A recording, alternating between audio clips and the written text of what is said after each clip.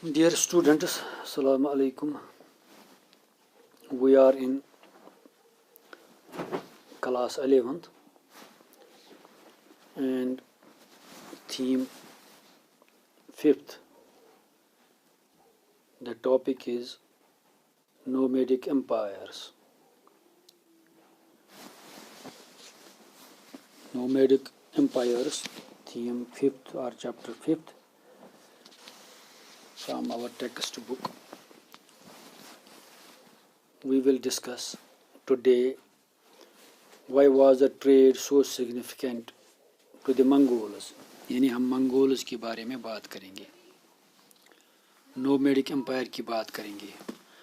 Mongols were nomadic group of inhabitants of modern Mongolia and Central Asia. यानी Mongols वो लोग हैं जो खाना बदोश लोग थे और जो सेंट्रल एशिया से आए थे. They were divided into different tribes. वो मुख्तलिफ कबीलों में मुनक़सिम थे. For example, we have number 1 the Mongols, the Tatars, the Naimans and the Khaitans, etc. ये मुख्तलिफ कबीले थे ऐसे जिनमें वो मुनक़सिम थे, मुख्तलिफ कबीलों के नाम से वो मशहूर मारूफ थे. उनमें मंगोल्स भी थे, तातार्स भी थे, वगैरह वगैरह.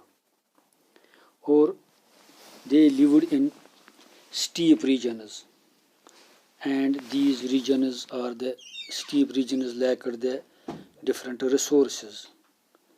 उन्हें ज़्यादातर ग्रास लैंड्स की ज़रूरत थी और वो ऐसे इलाकों में रहा करते थे जहाँ पानी की बहुत कमी थी.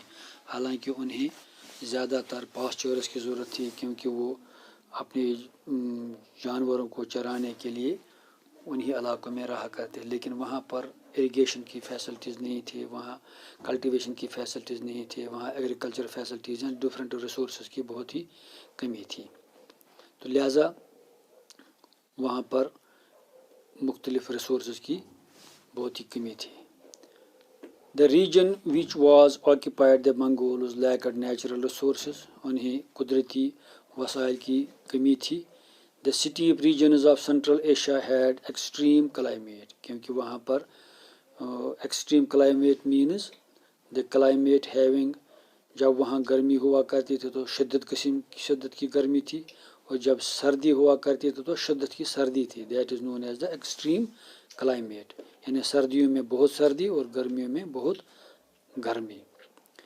Next, the second is the Mongols were forced to trade as the scarcity of resources of the steppes did not help cultivation.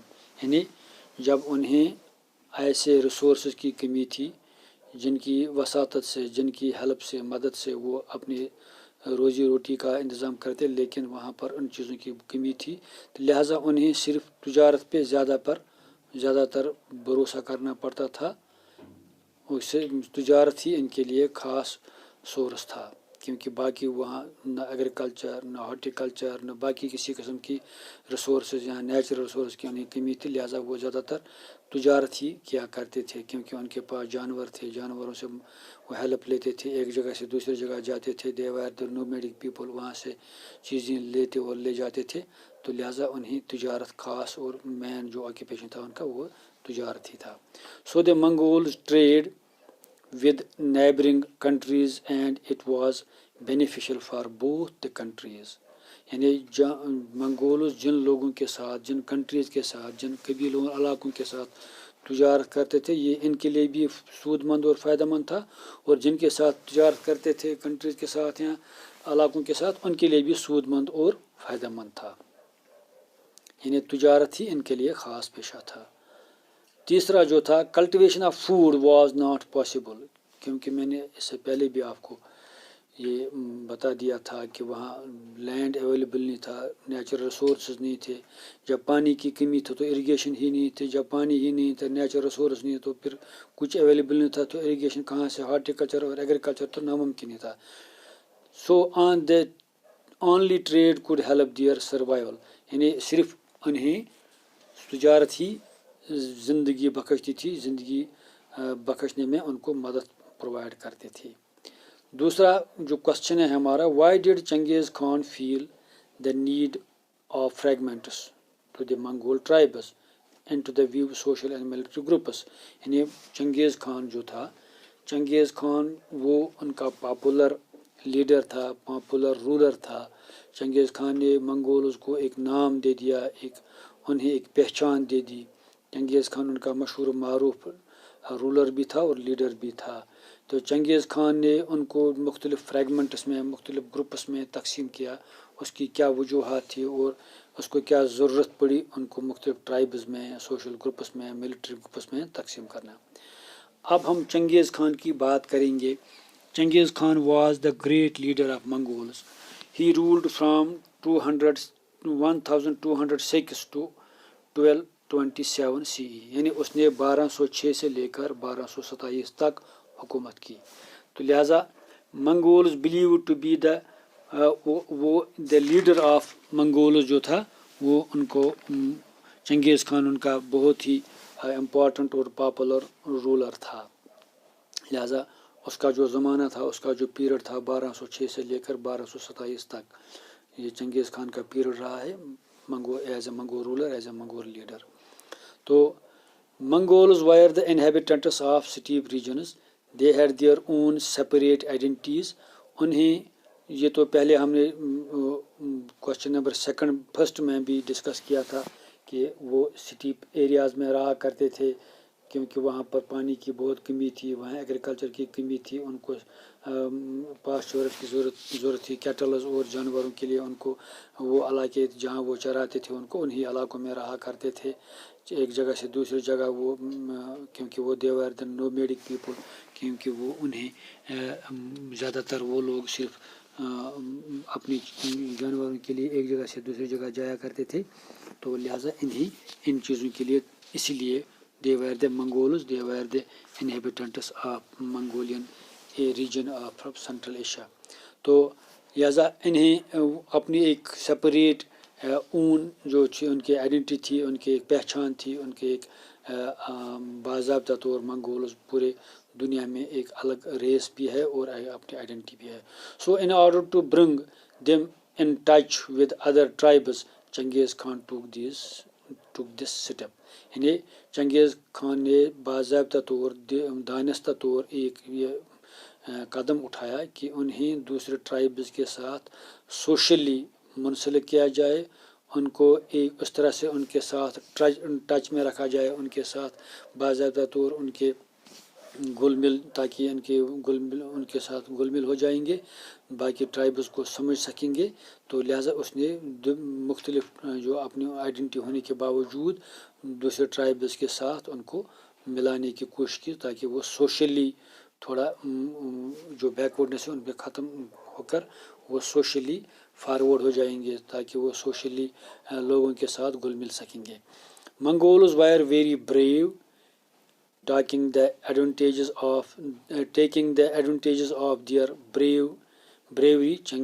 Genghis Khan organized them into military groups. یعنی ان کی بہادری کا فائدہ اٹھاتے ہوئے چنگیز خان نے ان کی بہادری کو سٹریم لائن کیا, ان کو آرگنائز کیا ملٹری گروپس میں, and establish a formidable umpire. پھر انہی کی ذہانت تھی کہ ان کی منگولز کی بہادری کو اس نے ایک دشا دی, ایک لائن دی, ایک ڈائریکشن دی, اور ایک بہت ہی کامیاب ترین اور اسٹیبلشمنٹ, ایک کامیاب امپائر اس نے اسٹیبلش کی جس کو پورے دنیا میں دبدبہ رہا منگولز کا. جس بھی حکمران یا علاقے کی طرف وہ رخ کرتے تھے وہ دیکھتے ہی, نام سنتے ہی منگولز کا وہ حامی بھرتے تھے, ایکسیپٹ کرتے تھے ان کی گریٹنس اور ان کی سیزرنیٹی, اور جنگ کرنے کے بجائے ان سے زیادہ تر ان سے دوستی چاہتے تھے اور ان کو ایکسیپٹ کرنے میں کوئی حرج نہیں رکھتے تھے.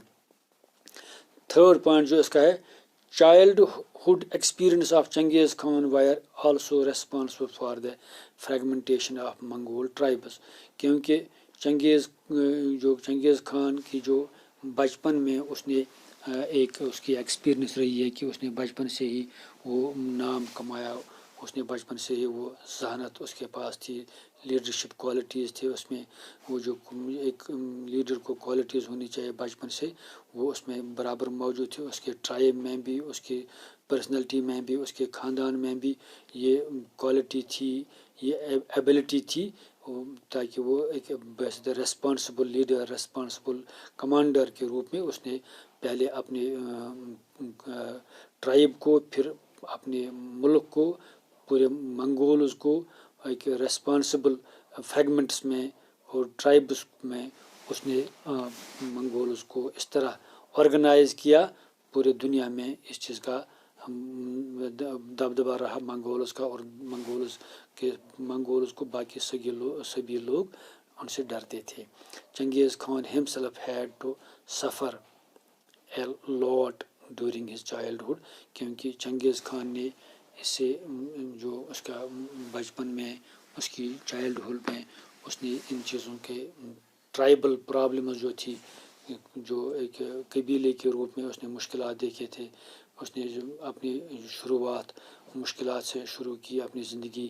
چائلڈہڈ میں اس نے جو ڈفرینٹ پرابلمز فیس کیے، اسی سے وہ ایک باضابطہ طور ایک لیڈر کے روپ میں ابھرا، اور ان خامیوں جو اس نے مشکلات سفر جو اس نے دیکھے تھے، اس سفر کو اوورکم کرنے کے بعد پھر ایک کامیاب لیڈر، ایک کامیاب رولر اور ایک کامیاب آرگنائزر اینڈ ملٹری آفیسر کے روپ میں اس نے اپنے منگول ٹرائب کو، اپنے ملک کو، اپنے قبیلے کو پورے دنیا میں نام کمانے میں کامیاب رہا. Thank you. Tomorrow we will take the third question, the Mongol reflection on the Yasa. اب یاسا کی بات کریں گے. یہ مختلف جو ٹرمز ہیں، یم ہے، یاسا ہے، انڈا ہے، کوریلائی ہے، مختلف جو ان کے ٹرمز ہیں منگولز کے حوالے سے، پھر اس پہ بھی بات کریں گے. تو لہٰذا انشاءاللہ نیکسٹ ٹاپک میں ان چیزوں پہ بات کریں گے. Thank you.